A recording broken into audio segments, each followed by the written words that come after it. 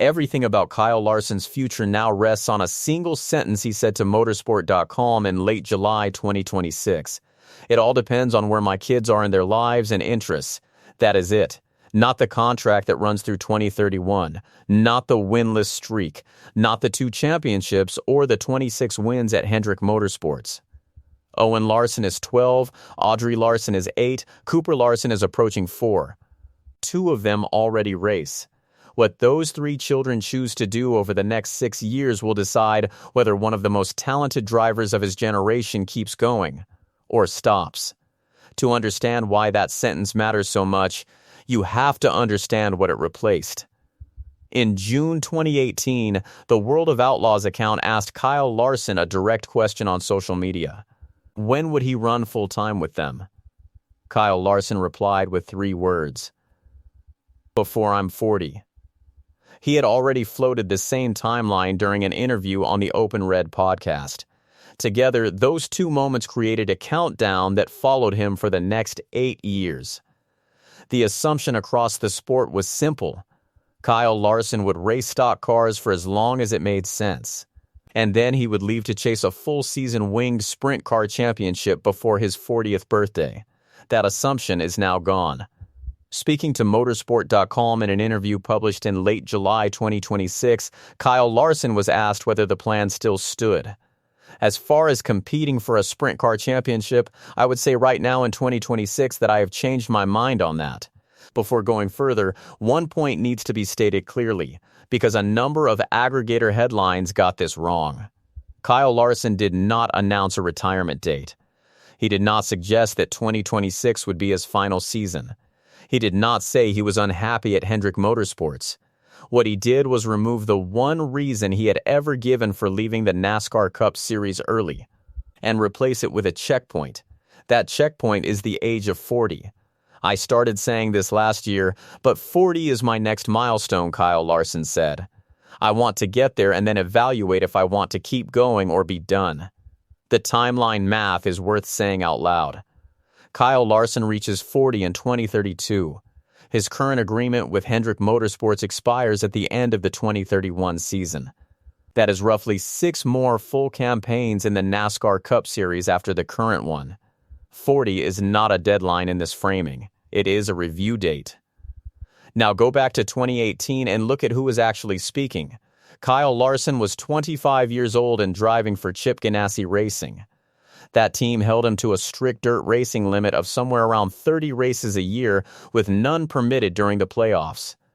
He was a driver making long-term plans while operating under short-term restrictions. When he said he wanted to run sprint cars full-time before 40, he was describing a freedom he did not have. The reaction was not gentle. A section of the NASCAR audience took the comment as an admission that stock car racing was merely a job to him, something he tolerated for the paycheck before returning to the form of racing he genuinely loved. Kyle Larson addressed the criticism directly in a follow-up interview conducted by Matt Weaver, who was writing for Auto Week at the time. "Look, the money is great," Kyle Larson said then. "But I wouldn't be here if I didn't love NASCAR and have fun every week." He described the lifestyle and the connection with fans as something unique. Then he closed the subject with a line that has aged well. "The fans who think I don't like this are crazy." What happened next is the part that makes the 2026 reversal make sense. Kyle Larson left Chip Ganassi Racing and joined Hendrick Motorsports, and the restrictions came off. Hendrick Motorsports allowed him to pursue an enormous volume of dirt track racing alongside a full NASCAR Cup Series schedule. He did not have to wait until 40 to live the life he had described. He started living it immediately. And that is the honest reason the old plan collapsed. Kyle Larson did not abandon the dream. He already completed most of it. Look at what he collected in the years after those 2018 comments. 3 Knoxville Nationals victories, 3 Chili Bowl Nationals titles, a King's Royal, 2 NASCAR Cup Series championships, 26 NASCAR Cup Series wins with Hendrick Motorsports. He listed the dirt accomplishments himself when explaining the change of heart. "I feel like I have accomplished a lot since I made those comments."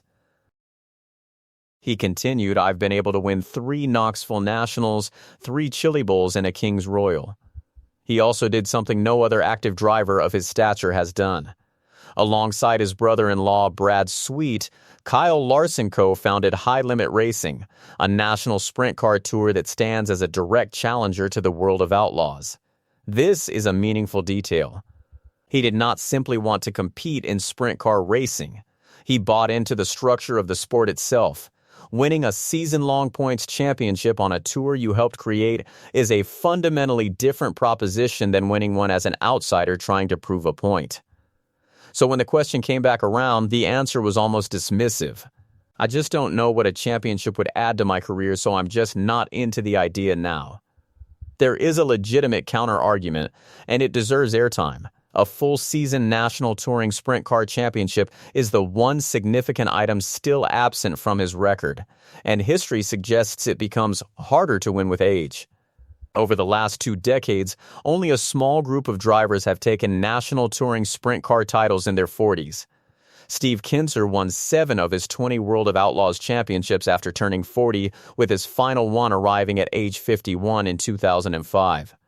Donnie Schatz won titles in 2017 and 2018 at ages 40 and 41. Denny Lasowski won his only World of Outlaws championship at 42 in 2001. The competitive picture around 2033 would also be crowded.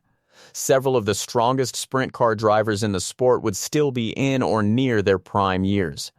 Buddy Kofoid would be 30, Ryan Timms would be 26, Corey Day would be 26, Carson Macedo would be 36, Anthony Macri would be 32, Sheldon Haudenschild would be 39, David Gravel and Rico Abreu would both be 40. That is not a soft field waiting for a returning stock car champion. But the deciding factor, according to Kyle Larson himself, is not the trophy. It is the calendar. And like I said, I think my kids are going to be busy doing their own racing by that time, so do I really want to commit to an 80 to 90 race schedule? He then added the line that reveals the whole shift in thinking. That's way busier than I am now. Read that carefully. A full-season sprint car championship campaign would require 80 to 90 race dates in a single year. That is more racing than Kyle Larson does today, at a point in his life when he has been describing a desire for balance rather than volume. The schedule, not the ambition, is what killed the plan. Which brings the story to the 3 people who now hold the deciding vote. Owen Larson is 12 years old and already competing in youth racing events. Audrey Larson is 8 and has also begun racing. Cooper Larson is approaching 4 and is nearing the age where he could start. Kyle Larson and his wife Caitlin Larson are watching 2 children already in race cars and a third who is close behind. Kyle Larson has done the arithmetic publicly. Speaking about why 40 carries the significance it does, he explained it in terms of his children rather than himself. Why 40?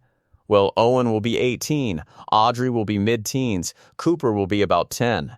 I think life is going to look completely different for them. He went on to say that if his children are racing by that stage, they will have a great deal going on in their own lives, and that he would want to be part of it. That is the reframe at the center of this entire story. Kyle Larson is not planning his retirement around a racing series. He is planning it around a race schedule that is not his own. There is a genuine irony inside that. The presence of racing children is exactly the kind of thing that might once have pulled a driver deeper into the sport. Instead, it is the specific reason Kyle Larson will not commit to 80 to 90 dates a year. His children's competition calendar has become the constraint on his own. The team side of the equation could not be more open. Rick Hendrick has publicly said he would have signed Kyle Larson to a lifetime contract if Kyle Larson had been open to the idea. There is no organizational pressure pushing him toward an exit. Every limitation in this conversation is personal. Now to the part that the comment section is already typing. Kyle Larson has not won a NASCAR Cup Series race since Kansas Speedway in May 2025. Heading into the Brickyard 400 weekend in late July 2026, that streak stood at 45 races. It is the longest winless run of his time at Hendrick Motorsports, which he joined in 2021. The strangest detail is that he won the 2025 championship at Phoenix Raceway in the middle of the drought and still has not returned to victory lane since. The organization as a whole has been affected. Through 21 races in 2026, Hendrick Motorsports had recorded just 2 wins, both belonging to Chase Elliott and the number 9 team. For a company with 15 championships and 322 victories, that is well outside the normal pattern. Here is where the nuance matters, because the raw results overstate the problem. Kyle Larson's own assessment of his equipment was direct. I think we're a 4th to 7th place car and just need to do our best to finish there. That is not a driver in crisis. That is a driver reading his own situation accurately. The 3 races before Indianapolis looked far worse on paper than they were in reality. He finished 34th at Chicagoland Speedway after leading 23 laps and spinning from 2nd position. He finished 34th at Echo Park Speedway after a strong run ended when he was collected in a multi-car crash late. He finished 15th at North Wilkesboro Speedway 2 laps down after early pit road damage forced him to charge from the back of the field more than once. In the 6 races before that stretch, Kyle Larson finished inside the top 5 on 5 occasions. Crew chief Cliff Daniels has framed the season around process rather than results, and there is a structural reason for that. We started the year with 4 new team members, Cliff Daniels told NASCAR.com. Mechanic Mark Hudson and engineers Nathan Woodby, Ryan Bradley, and Jarrett Schalk all joined the number 5 team ahead of 2026. Cliff Daniels described the internal conversations at Hendrick Motorsports as a valuable look in the mirror and stressed that even a small deficit in a couple of areas is decisive in the current era.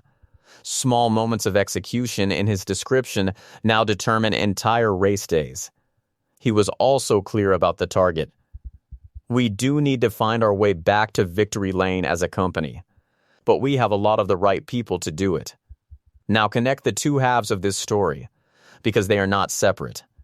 A driver with 2 championships, a 5-year contract, a season without a win, and 3 children entering the sport is a driver whose definition of a successful year is quietly changing. Kyle Larson said as much himself. I just feel like I have a really good balance in my schedule this year, and I'm enjoying that. That is not a sentence the version of Kyle Larson who tweeted in 2018 would have produced. The contract underlines the point. In February 2026, Kyle Larson and HendrickCars.com signed a 5-year extension, with Hendrick Motorsports carrying him through the 2031 season.